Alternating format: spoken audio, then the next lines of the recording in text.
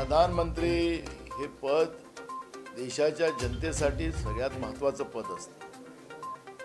त्यांच्याकडून फार अपेक्षा पण असतात आणि प्रधानमंत्र्यांच्या बद्दलचं काल जे काही परवाच्या दिवशी जे काही पंजाबमध्ये घडलं ते खऱ्या अर्थानं त्याचा सर्वत्र निषेधच होत आहे. पण ज्या पद्धतीनं त्याचा बाऊ नंतर करण्यात आला, त्याचं इव्हेंट करण्याचं काम आलं, त्याची नौटंकी करण्याचं काम जे सुरू झालं हे खऱ्या अर्थानं लज्जास्पद आहे.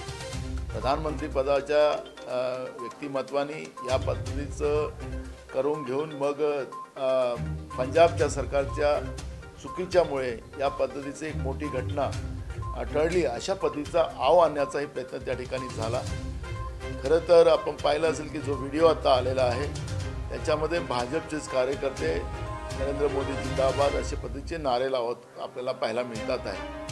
आणि म्हणून याची एक न्यायिक चौकशी सुप्रीम कोर्टच्या सिटिंग जजच्या माध्यमातून व्हावी. त्याचप्रमाणे पंजाब सरकारने आपली उच्चस्तरीय कमिटी त्याच्यामध्ये बसवलेली आहे.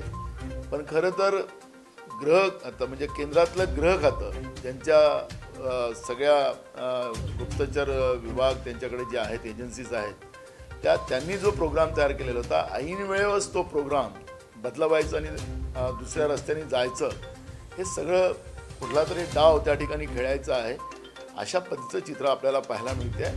आणि आता काही नेते सांगतात की तिथं दगडफेक झाली. मला तर असं वाटतं की माणसाचं वय झालं तर त्याला कमी दिसतं, पण काही लोकांना वय जास्त झाल्यानंतर जास्त दिसत असेल तर मला माहिती नाही. पण एक गोष्ट निश्चितपणे आहे की ही घटना घडवून घेतली गेलेली आहे आणि त्याचं जे काही माननीय राष्ट्रपती महोदयांना भेटण्याचं आणि हे सगळं कृत्य चाललेलं आहे त्याच्या मागचा कयास जो लावला जातो आहे ते ठरवून केलं गेलेलं आहे.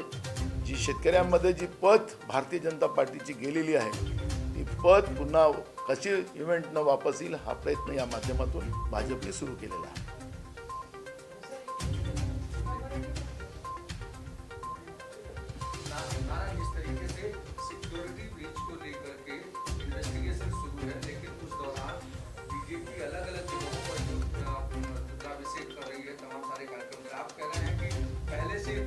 कार्यक्रम का ये पूरा डिजाइन था, जो इंसिडेंट हुआ, इंसिडेंट के बाद बीजेपी इवेंट के तौर पर से आपने देखा होगा कि जो आज वीडियो सामने आया है कि जो नरेंद्र मोदी जी की गाड़ियों के पास जो लोग दिखते हैं उसमें नरेंद्र मोदी जिंदाबाद और बीजेपी के झंडे लेके खड़े हैं लोग, वहाँ पे अपने को देखने मिलता है. आपको हमने कल ही दिखाया था कि जो प्रोग्राम बनाया गया था, जो रूट सिक्योरिटी के माध्यम से बनाया गया था, वो रूट को समय पे बदल दिया गया.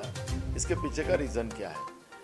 केंद्रीय गृह मंत्रालय के पास कई गुप्तचर यंत्रणा है, उसके माध्यम से प्रधानमंत्री जैसे महत्वपूर्ण पद पे जो सिक्योरिटी लगती है, जो उसमें पूरी वहाँ पर कवायद की जाती है और उसके बाद प्रधानमंत्री जी वहाँ जाते हैं. लेकिन यहाँ पर तो प्रधानमंत्री पद को भी, गरिमा को भी ख़त्म करने का काम ऐन समय में किया गया है और ये हमारे देश के लिए घातक है. मुझे लगता है कि ये इवेंट जो है, जब अब जाप चालू है, ये चालू है, जो किसानों में जो आज बीजेपी की पद ख़त्म हो चुकी है, लोगों में, उनके किसानों में और युवाओं में जो बीजेपी के बारे में जो गुस्सा है उसकी सिंपत्ति पुनः अपने को कैसे मिले, इसलिए इस तरह के इवेंट करने का काम बीजेपी कर रही है. लेकिन प्रधानमंत्री की कुर्सी को लेकर इस तरह के इवेंट किए जाते हो तो ये देश के लिए गलत है. सोनिया जी ने जिस तरीके से उनका बयान सामने आया है, उन्होंने कहा है कि पीएम की सिक्योरिटी ज़्यादा इम्पोर्टेंट है और प्रधानमंत्री देश के हैं, राजनीतिक पार्टियों को इस पर राजनीति नहीं करनी है. कांग्रेस के नेता देखो, आज भी हमने प्रधानमंत्री जी के उनके ऑनर रखकर जो बात हम आज रख रहे हैं वो प्रधानमंत्री का सम्मान करके ही हम बात रख रहे हैं, क्योंकि प्रधानमंत्री को इस तरह से समय पे रूट चेंज करना, ये प्रधानमंत्री के व्यक्तिमत्व को ये व्यवस्था अच्छी नहीं है. लेकिन इसके पीछे का जो कोई राजकारण जो चल रहा है, जो इवेंट किया जा रहा है बीजेपी की तरफ से, उसके ऊपर हमारी टीका है. ये इस तरह का इवेंट नहीं करना चाहिए, क्योंकि प्रधानमंत्री होते हैं, प्रधानमंत्री देश के होते हैं. ये बात का खुलासा हमने पहले ही किया.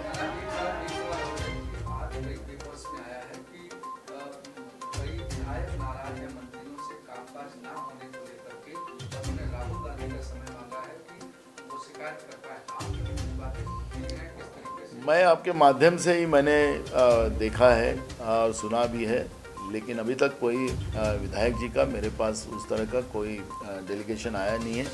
तो ये बात सही है कि नहीं है, ये बात का मुझे पता नहीं है, लेकिन ऐसी कोई बात नहीं है कि महाराष्ट्र में मंत्री और हमारे विधायकों में समन्वय है।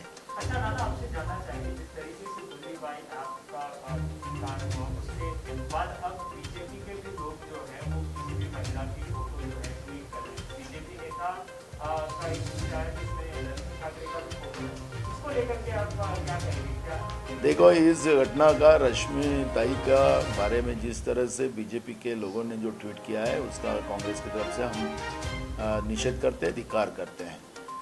महिला कोई भी हो, महिला का अपमान ये इस हिंदुस्तान की संस्कृति में कोई भी सहन नहीं करता। लेकिन बीजेपी जिस तरह से ओछी महिलाओं के बारे में बर्ताव कर रही है उसका कोई सम्मान नहीं करेंगे और उनके इस बर्ताव को निश्चित रूप से समाज में सब तरफ से उसका विरोध शुरू हो चुका है और इसलिए बीजेपी को समय है ये सुधारने का। कहीं ना कहीं बीजेपी के आईटी सेल से लगाम लगाने की आवश्यकता आपको? देखो, हम बीजेपी के आईटी सेल में जो पैसा देकर लोगों को काम से लगाया गया पूरे देश में, देश के कोने कोने में, और उसको उनका एक बड़ा मैनेजमेंट उसमें चलता है कि आज मार्केट में क्या डालने का, क्या लोगों की मानसिकता बनाने का, ये सब डिसाइड करके किया जाता है। और मुझे लगता है कि हिंदुस्तान जैसे डेमोक्रेसी कंट्री में इस तरह की झूठे बातें युवाओं में फैलाना और युवाओं के दिमाग को खराब करना, जो काम जो बीजेपी के माध्यम से, उनके आईटी सेल के माध्यम से चल रहा है, ये बहुत गलत है।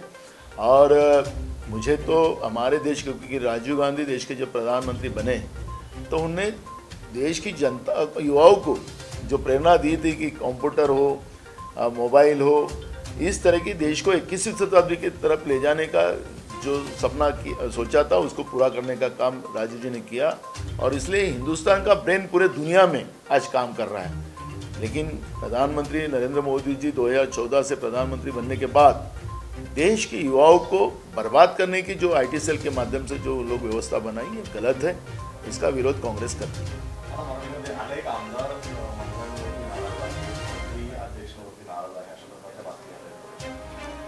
बघा, मंत्र्यांचं आता अशोक चव्हाण साहेब पण बसलेले आहेत. आमच्या मंत्र्यांचं आणि संघटनेचं कुठेही आणि आमदारांचं कुठेही मतभेद नाही. एक राहिलं आमदारांचं जे काही तुमच्या माध्यमातून आणि पेपरच्या माध्यमातून जे वाचलं आणि पाहिलं त्याच्यामध्ये आमदारांचं कुठलंही डेलिगेशन मला आलेलं नाही. पण आज मला नाही वाटत की आमदार आणि मंत्र्यांमध्ये कुठला समन्वय नाही असं वाटत नाही. काँग्रेसच्या आमदार आणि मंत्र्यांचं सगळ्यांचं समन्वय आहे.